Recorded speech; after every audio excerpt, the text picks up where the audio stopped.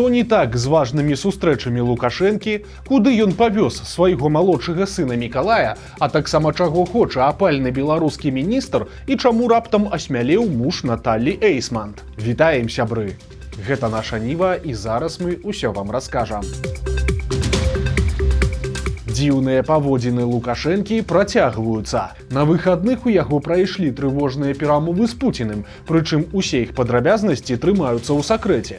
Вядома толькі, што яны працягваліся ажно 2 дні і ў розных фарматах. Спачатку сам-насам у валдайскай рэзідэнцыі, а пасля, як пахвалілася Наталля Эйсмант, у пашыраным складзе.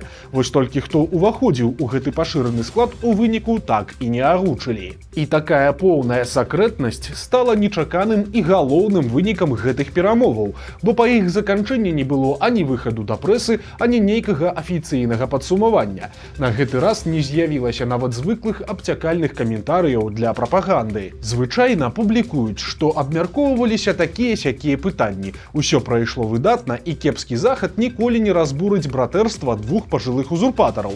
Але ж цяпер і такога няма, толькі абсалютная сакрэтнасць і поўная цішыня. У выніку адзіны каментарый прагучаў ад Пуціна, які коратка паведаміў, што нягледзячы на ўсе праблемы, Лукашенко не панікуе. І такая трывожная лаканічнасць насцярожвае яшчэ больш, чым чарговыя ваяўнічыя заявы. Ну а пасля гэтых перамоваў загадкавае турнэ беларускага кіраўніка працягнулася. Прычым канкрэтны шлях Лукашэнкі чамусьці па-ранейшаму не паведамляюць. Кажуць толькі, што будзе 3 краіны. Паездка закране ўсходнюю і паўднёва-ўсходнюю Азію. Ну а кіраўнік адміністрацыі Лукашэнкі Дмітрый Круты заявіў, што гэтая паездка звязаная з падрыхтоўкай маштабных эканамічных праектаў на дзясяткі мільёнаў даляраў. Але сёння Лукашенко ў суправаджэнні свайго малодшага сына Мікалая увогуле прыляцеў у Кітай, дзе правёў працоўную сустрэчу Сі Цзіньпінем. Пасля яе адбыўся, як падкрэсліваецца, сяброўскі сямейны абед двух кіраўнікоў. Прычым Лукашенко і тут не выйшаў да прэсы, нават да сваіх прапагандыстаў, якіх таксама прывезлі ў Кітай. У выніку хваліць як начальства, так і прымаючы бок быў адпраўлены віцэ-прэм'ер Мікалай Снапкоў, які назваў Лукашэнку і Сі двума мудрацамі. Але ж гэта не адзінае дзівацтва Лукашэнкі за апошнія дні. 25 чэрвеня ў Венесуэле адбыліся 2 разбуральныя землятрусы, падчас якіх загінулі 1500 чалавек, а яшчэ больш за 3000 пацярпелі. Разборы завалоў працягваюцца, і ў іх проста цяпер удзельнічаюць больш за 2000 ратавальнікаў з 27 краін свету. Медыкаў, кінолагаў і ратавальнікаў у Венесуэлу даслала нават Літва, але ж Беларусь не, нягледзячы на нядаўняе сяброўства Лукашэнкі і з Чавесам і з Мадурам. Падобна, што пасля выкрадання апошняга амерыканцамі Лукашэнку ўжо не асабліва і трэба гуляцца ў братэрства сусветных палітычных адшчапенцаў. Таму афіцыйны Мінск выказаў толькі шчырыя спачуванні. Лукашенко накіраваў, цытата, самыя шчырыя словы падтрымкі ўсім жыхарам Венесуэлы, асабліва ахвярам бязлітаснай стыхіі, хто страціў блізкіх і застаўся без прытулку. У панядзелак 29 чэрвеня ў Беларусі быў пабіты абсалютны рэкорд летняй спёкі. Тэрмометры ў Пінску паказалі плюс 39,4 градусаў па Цельсію. Такой высокай тэмпературы не фіксавалася за ўсе 145 гадоў метэаназіранняў. Да таго, абсалютным рэкордам спёкі было 38,9 градусаў. Менавіта столькі было 8 жніўня 2010 года ў Гомелі і Лельчыцах. І такая анамальная спёка забірае жыцці беларусаў. Толькі за выхадныя па ўсёй краіне патанулі ажно 15 чалавек, яшчэ каля 3 дзясяткаў паспелі выратаваць. Еўропа ж перажывае яшчэ большую гарачыню, і там таксама ёсць ахвяры, у тым ліку і нашы з вамі суайчыннікі. Так, стала вядома, што ва Францыі ад спёкі загінуў беларус-дальнабойшчык з Докшыцаў, 54-гадовы Андрэй Марцаль. Мужчыну знайшлі нежывым проста ў кабіне яго фуры на паркоўцы для грузавікоў. Паводле папярэдняй версіі, у яго спынілася сэрца. У дні трагедыі тэмпература паветра ў Францыі значна перавышала 30 градусаў, а сям-там уздымалася ажно да плюс 44. Таму спёка, хутчэй за ўсё, таксама сыграла сваю ролю ў бядзе. Агулам жа Еўропа працягвае з цяжкасцю пераносіць гарачыню, і беларус стаў далёка не адзінай ахвярай такога надвор'я. У той жа Францыі ўжо памерла каля 1000 чалавек, а ў Іспаніі больш за 200, і гэта толькі па папярэдніх даных. Былы міністр унутраных спраў і міліцэйскі генерал збіраецца паляваць на бадзяжных сабак і катоў. Цяпер у Беларусі пачалі маштабную карэкціроўку правілаў палявання і вядзення паляўнічай гаспадаркі. Завяршыць працу над абноўленым дакументам плануецца да 2027 года.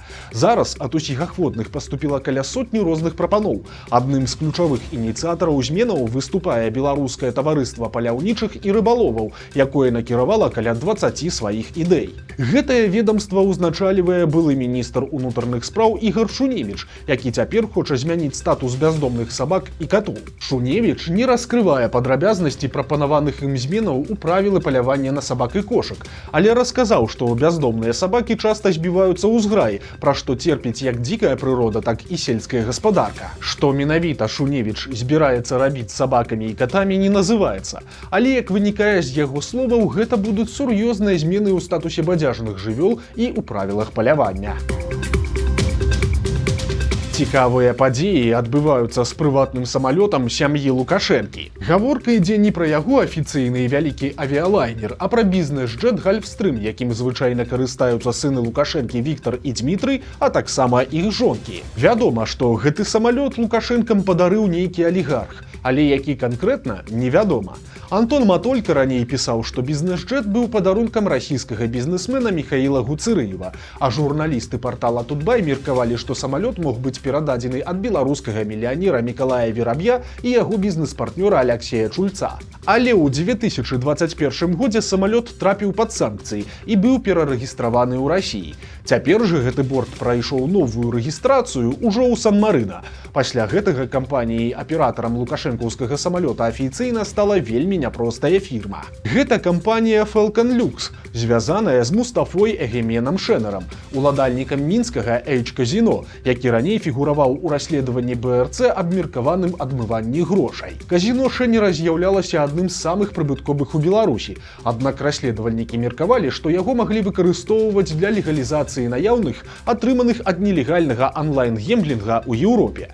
Грошы ўвозілі наяўнымі ў Беларусь, афармлялі як даход казіно, а пасля выводзілі ў Дубай і накіроўвалі на куплю дарагой нерухомасці. Прычым меркавалася, што бізнес Шэнера ў Мінску мог працаваць пры заступніцтве людзей, звязаных з сілавымі структурамі і асяроддзем Аляксандра Лукашэнкі. Цяпер жа падобна, што Лукашэнку ці яго сынам спатрэбілася зваротная паслуга, і пасля новай рэгістрацыі іх самалёт ужо здзейсніў больш за 100 рэйсаў. Геаграфія палётаў вельмі шырокая. Гэта Еўропа, Злучаныя Штаты, Афрыка, Азія ды Блізкі ўсход. Верагодней за ўсё пункт базавання самалёта знаходзіцца ў Дубаі, паколькі 53 разы менавіта гэты горад быў альбо пунктам адпраўлення, альбо пунктам прыбыцця. Ці былі падчас гэтых рэйсаў на борце малодшыя Лукашэнкі, невядома, але тут ёсць цікавы момант. Кампанія-аператар самалёта Falcon Lux афіцыйна займаецца здачай джетаў у арэнду, але ж на яе сайце ў раздзеле «Флот» канкрэтна гэтага самалёта няма, а значыць, арендаваць яго шараговы кліент проста не можа.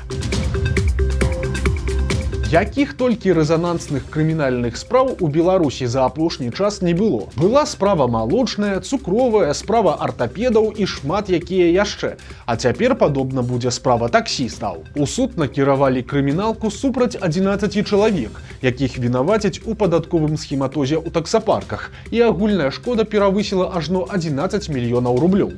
Паводле сілавікоў для вядзення бізнесу выкарыстоўваліся фірмы, зарэгістраваныя на падстаўных асоб. Праз некаторы час такія арганізацыі спынялі дзейнасць ці іх рэарганізоўвалі ў розных формах, што ў выніку прыводзіла да банкруцтва і ускладняла кантроль з боку падатковых органаў. Ну а кіроўцы таксі і менеджеры атрымлівалі зарплату наяўнымі. Пры гэтым падаходны падатак з гэтых выплат, а таксама абавязковыя страхавыя ўнёскі ў фонд сацыяльнай абароны насельніцтва не пералічваліся. Усяго фігурантам справы ставяць у віну 30 эпізодаў злачыннай дзейнасці. Усе падазраваныя знаходзяцца пад вартай, і цяпер іх, падобна, чакае калонія. Двух беларусаў за працу на Крэмль чакае дэпартацыя з Польшчы. Паведамляецца, што нашы суайчыннікі займаліся вярбоўкай украінскіх бежанцаў для ўдзелу ў акцыях пратэсту, якія фінансаваліся Расіяй. Акрамя двух беларусаў былі затрыманыя і 9 украінцаў, якія займаліся тым жа самым. Прычым затрыманыя арганізоўвалі такія акцыі ў гарадах па ўсёй Польшчы. Для арганізацыі пратэстаў выкарыстоўваліся тэмы, якія выклікаюць моцны грамадскі рэзананс. такія як карупцыйныя скандалы і бягучыя падзеі ўнутранай палітыкі ўкраіны.